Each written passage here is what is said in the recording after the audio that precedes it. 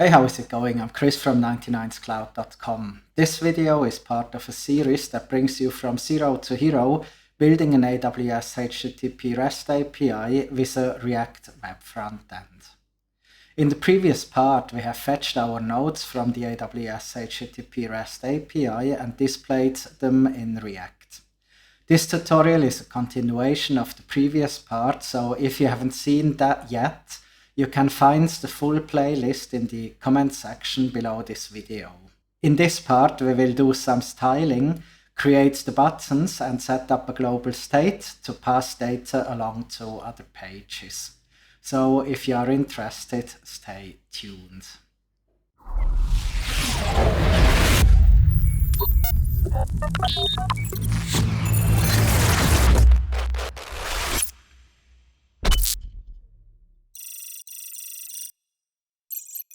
Hey and welcome back. In this video we will do some additional styling, create missing buttons, and create the global state variable with which we can pass data along between the different pages. Let's have a look at the agenda. First we will do some styling on the nodes that we display with Material UI. Then we will be creating the create and the refresh buttons. Then we will be creating the button functions and the navigation. And last but not least, we will be setting up a global state variable. We will also have some prerequisites. The prerequisites will be that you have Node.js and Visual Studio Code installed. And you also need to have followed along the previous videos, as this is a video series. So without further ado, let's get started.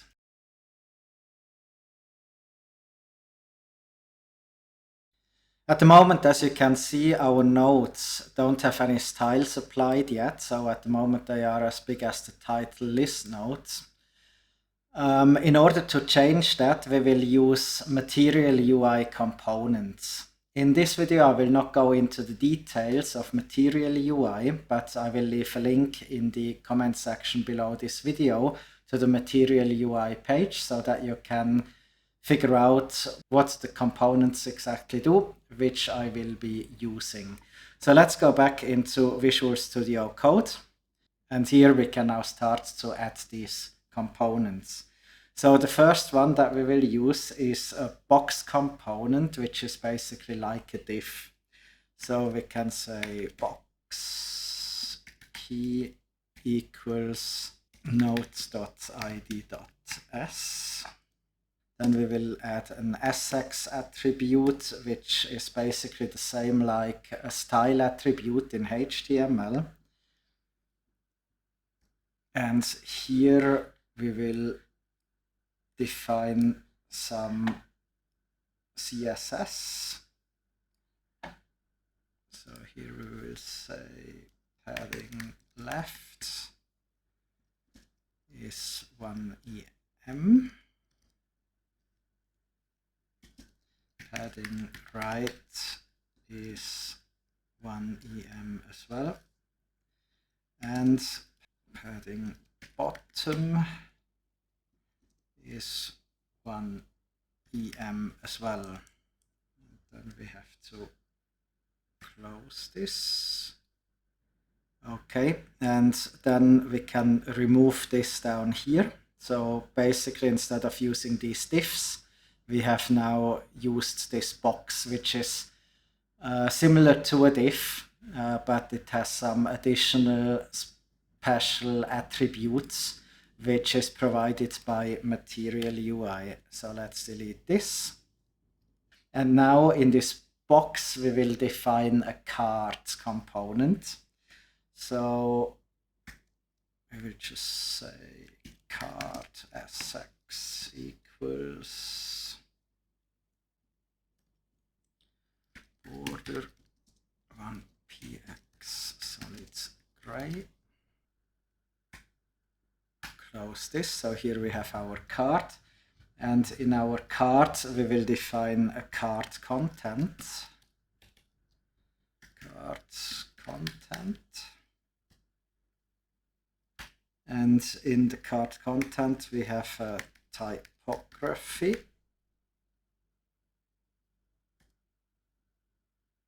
And in this typography, we will have our nodes.node.s.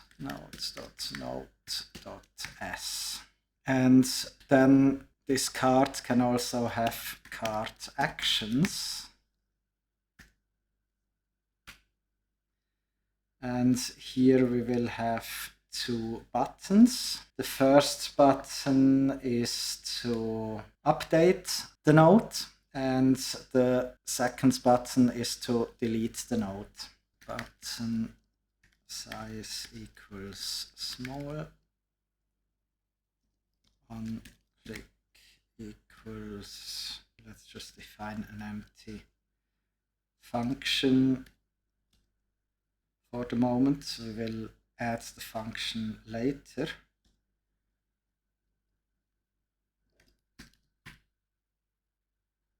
Okay, so this is our update button, and then we will also have to define the delete button, which will be button size equals small again. The button will have a color, and this color will be a predefined color called error. So that's basically a red button. And then we will also have an on-click handler equals, and also an empty function for the moment. And this will be delete. Okay, let's save this. Now we need to define all these components: box cards, card content, typography, card actions, and button. So up here we can import all these components. And we will import these from at UI/material. Okay. That looks good. So if we go into Google Chrome, then we will see that this looks a little bit better. Box is not defined. We have an error. Oh, okay. This seems to work. Of course, when we click here, nothing is happening yet, but the nodes look now a lot nicer.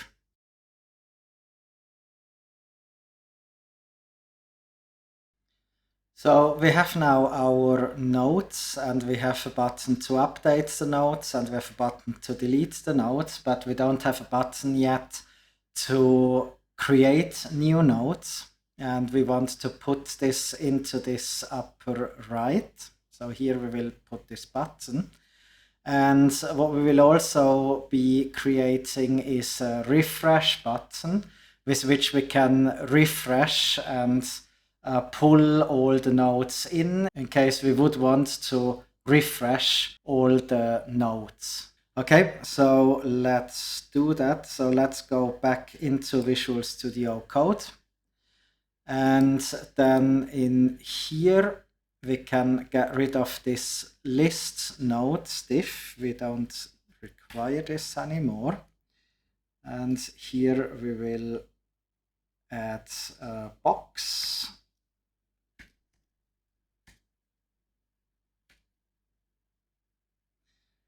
And this box will have some styling. So we can say sx equals text align right, because we want to have the buttons displayed to the right hand side. And then we can also add a padding.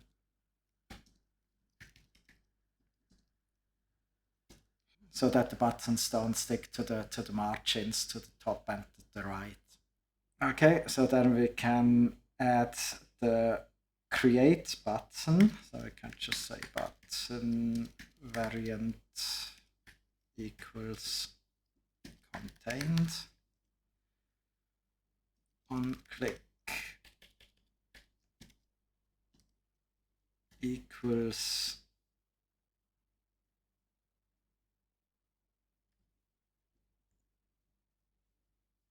And then here we can just add an empty function again. Create. Save. Let's look if we can see the button. Okay, we have our create button up here.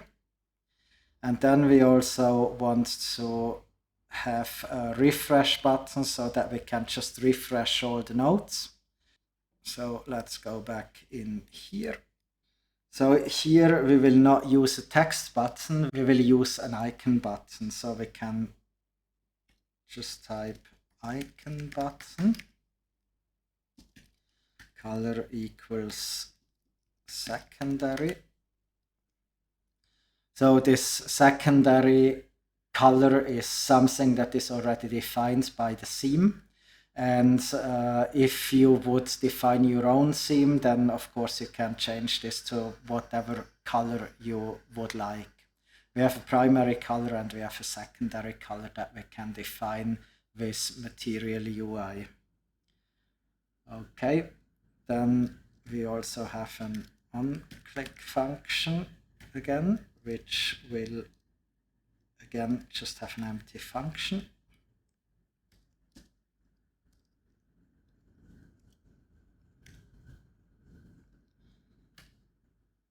So that's our icon button, and here we will need to add an icon. So when you go onto the Material UI page, under Material Icons, you will find all these icons, and here we can search for refresh, and then we find this refresh icon. So that's the icon that we want to use. Now if we click on it, then you can just click on this import refresh icon from Material UI refresh. This will copy it to the clipboard, and if we go into Visual Studio Code again, we can just paste it in up here. Okay, and then we can just add the icon down here. So refresh icon. Let's go back to the page. Okay, and we see we also have this refresh icon next to the create button. So we have now created all the required buttons, but we still need to add the functions which are executed when the buttons are clicked. So that's what we will do next.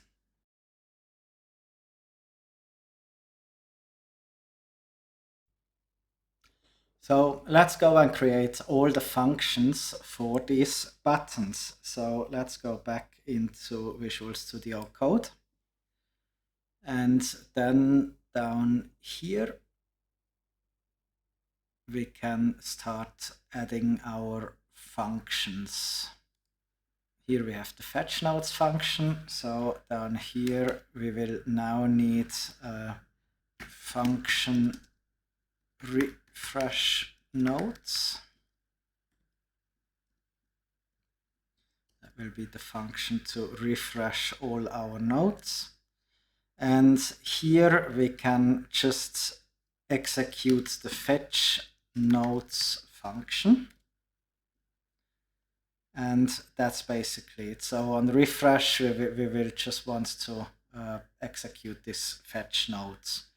So now we can go down to this refresh icon button, and in here we can just say refresh nodes, and that should be it. So when we go into Google Chrome and we click onto refresh, then it will do this refresh in the background. So this is done. So that was the easiest one. The next one will be the add nodes function. So here we can say function add node.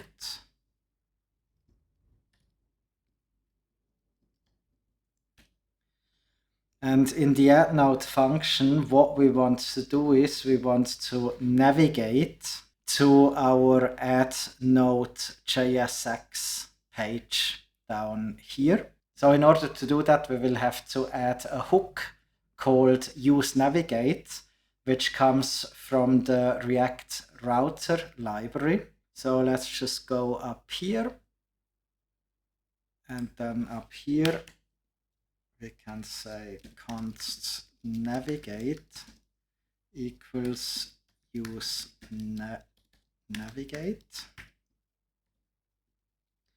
And then we will have to import this useNavigate. Just say import useNavigate from React router DOM. And that's it. And then here we can navigate to our /nodes/add URL. And this add node function will have to be added to our create button. So here we can just add this add node function. Okay, and if we go back onto the browser and we click on to create, then we will now navigate to this add node page. Then let's now take care about this update and delete button. So let's go back into Visual Studio Code. And so here we will have a function update node. And we will also have a function delete node. Okay. So when we click onto update node, then we want to navigate to our update node page, same like with the add node page here. So we will just say navigate to /nodes/update. So let's add this update node function down here. Update node.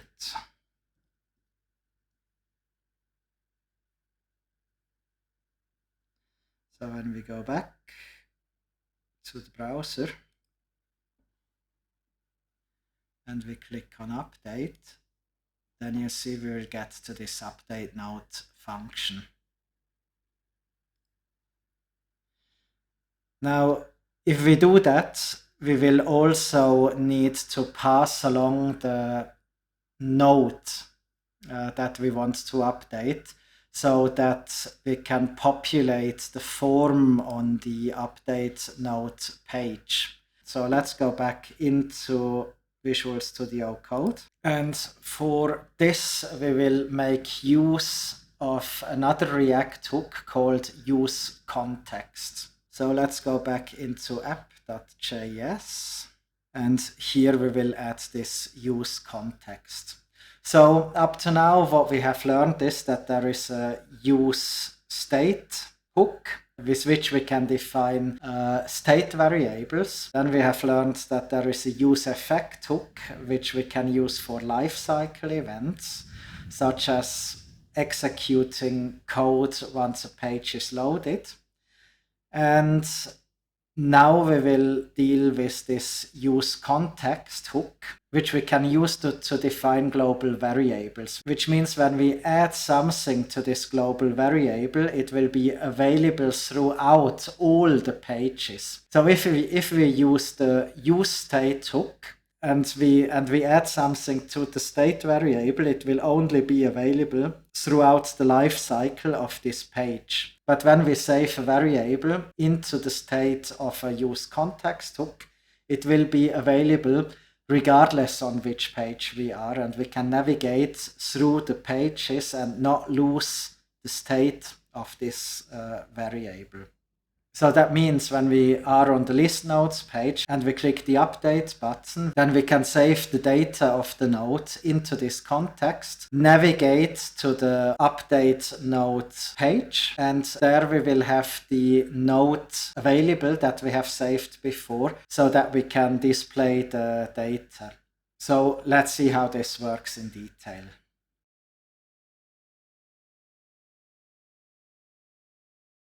One thing to note is that in React there are different ways how we can actually pass data between pages. So the option we will use is using the use context, which will just save a variable in a global state. But you could also use the React router to pass variables along, either through the URL or also through a state. So if you would want to pass variables along with the URL or as a state through React Router DOM, then you can look at the hook from React Router DOM called use location that will give you an indication on how to do that. In this tutorial, I will be focusing on setting a global state. Okay, so the first thing that we will do to create our global variable is to create a context. And we will do this in our nodes component. So here we can just add a new file and we will call this nodes context.js. And in this nodes context.js, we will now define this context. So here we can say import create context from React, and then we can create this new context. So export const nodes context equals create context, and this will just be an empty object save. Okay, so this step has been done. So let's go into app.js, and in app.js we will now import this nodes context that we have created. So here we can just add a new import nodes context from components nodes context. Okay, that's good. Then we can go further down, and here in our app function we will create a normal state. So we will just say const node state and set node state equals react dot use state undefined. So by default the node state will be undefined. Now I get an error. React is not defined on line 19. Okay, we will need to define React up here. Import React from React. That should do the trick. And then down here we can define a nodes context provider. So we can say nodes context dot provider value equals node state set node state. Okay, And then we can copy this /nodes context provider down here on the router. And then we can format the page, so we can just say format document, and this should automatically format it. Now we have another error, export nodes context, so we have an issue here. This has to be big. Save. Because this is small as well, so this has to be large. Something wrong in the nodes context. Yeah, nodes context and not nodes context. Okay, and that looks better. Let's check if we get any errors on the page. Refresh. No errors, so that is good. Okay, so what have we done? So in nodes context, we have just defined this nodes context with the create context method, which we got from React. And then in the app.js file, we have loaded this nodes context. Then we have defined a state variable through this use state.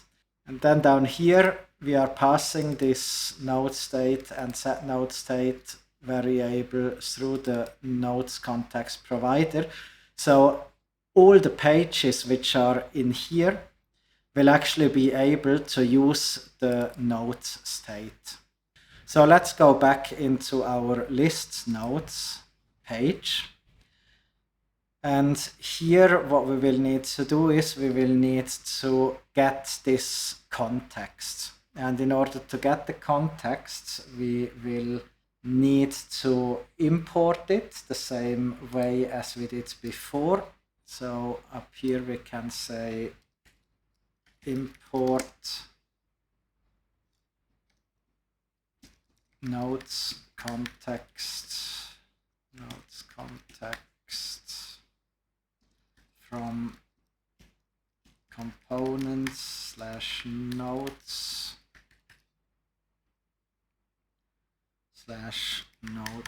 context. And then in our list nodes function, we can now load the context, and we do this the following way: const node state set node state equals react dot use context nodes context. And we have an error again. What did I do wrong? Oh, of course. Pass is wrong. /nodes context, because the nodes context file is in here on the same level like the list nodes file. So save. And this looks better. And now in our update nodes function, we actually can just pass in the node. And of course we will also have to do it down here. So here we have the update button, and in here we just pass the node. So that's the node that is coming from this map function. So we pass basically this node into here. So we can save this. And if we now go up here again, what we can do is we can use this set node state function to set the node state to node. Okay, that has been working as well. Let's see if we have any errors.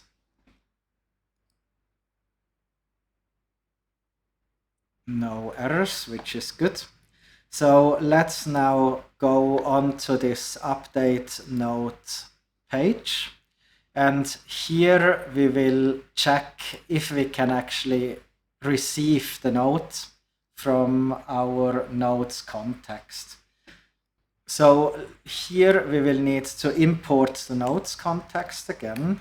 Import node's context from /nodes context, and then down here we will load the context, so we can just say const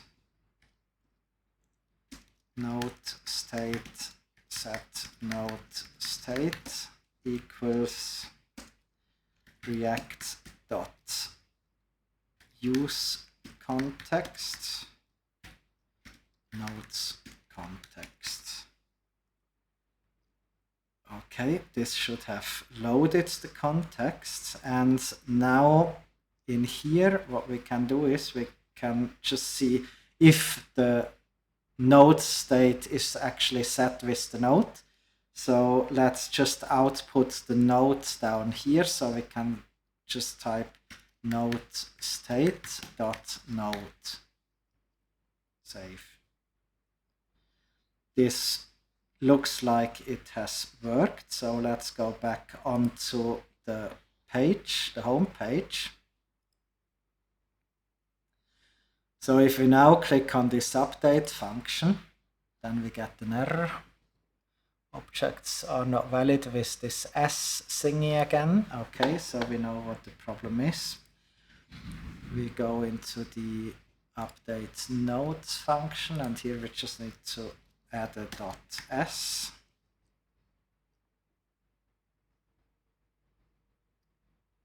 Let's try this again. Let's go back. Come on.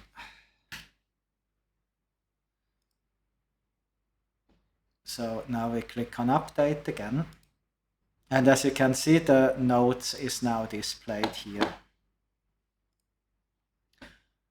So just to repeat what we have done here, we have just imported the node's context, then we have loaded the node's context inside here, and then we display the node from the node state. And in our list nodes, what we have done is we just have set the state through this set node state function. This has added it to this node state up here, and as we have defined it as a global state, it was also available in the update nodes page. So I hope this wasn't too complicated. This was the most complicated part of this tutorial. This brings us to the end of this tutorial. If it was valuable, I'd appreciate if you could give it a like and consider subscribing if you want to see more content like this. If you want to watch the full series on how to set up an AWS HTTP REST API with a React Frontend, or check out my website, there are links in the comment section below. Have a good one and see you in the next video.